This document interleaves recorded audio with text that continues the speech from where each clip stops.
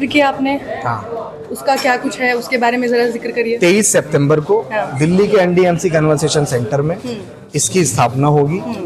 देश के बहुत सारे लोग इसमें पहुंचेंगे, आपके माध्यम से भी बहुत लोग पहुंचेंगे।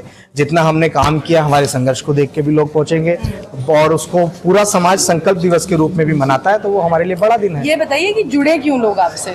अगर बाकी संगठन है, आप कह रहे हैं लोकतांत्रिक तरीके से आप इसको चलाएंगे, लेकिन उसके अलावा अगर जो लोग देख रहे हैं, जो आप कह रहे हैं कि जो लोग आपसे जुड़ेंगे, जो आएंगे, क्यों आए वो आपके पास? मैं इस बात की डेफिनेशन खुद कैसे दे सकता हूँ?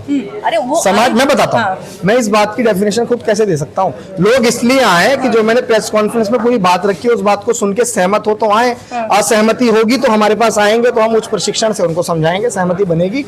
बाबा साहेब अम्बेडकर के विचार से लोग जुड़ के काम करना चाहते हैं ना जो लोग, वो हमारी इस बात से कभी असहमत नहीं हो सकते। आप बार बार बाबा साहेब का जिक्र कर रहे हैं। बाबा साहेब को तो इस वक्त हर राजनीतिक पार्टी का बैनर देखिए, हर राजनीतिक पार्टी के तले बाबा साहेब है। मैं बाबा क्या साहेब कह के रहा बिना हूँ, तो राजनीति हो ही नहीं रही। मुखौटा बना के काम करने वाले लोगों की बात नहीं कर रहा हूँ मैं। अच्छा। एक्चुअल में अपने अंदर उतारने वाले लोगों की बात कर रहा हूँ, और एक्चुअल में कौन उतार रहा है ये आपको भी बहुत अच्छे से पता है जी। बहुत बहुत शुक्रिया। हमारे प्रोफेसर